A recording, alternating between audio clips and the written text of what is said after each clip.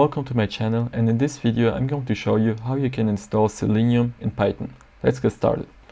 So first of all, you have to go to this page and then go to the download section right here.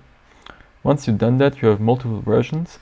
If you're using Chrome, which I am doing now, you go here in help and you check about Google Chrome and you'll see the version. Mine is 87, so let's take the 87 one, which is this one. You click on this and then you just download the binary for your operating system. Mine is Mac and I already put it in TMP, so I can use it from there.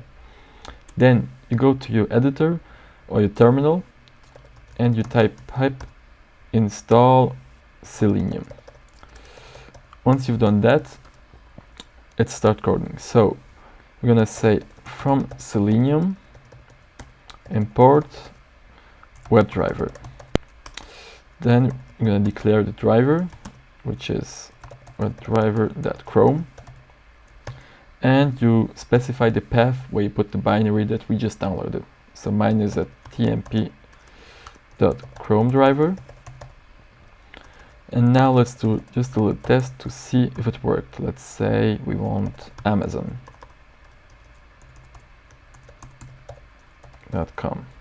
Okay, let's test this.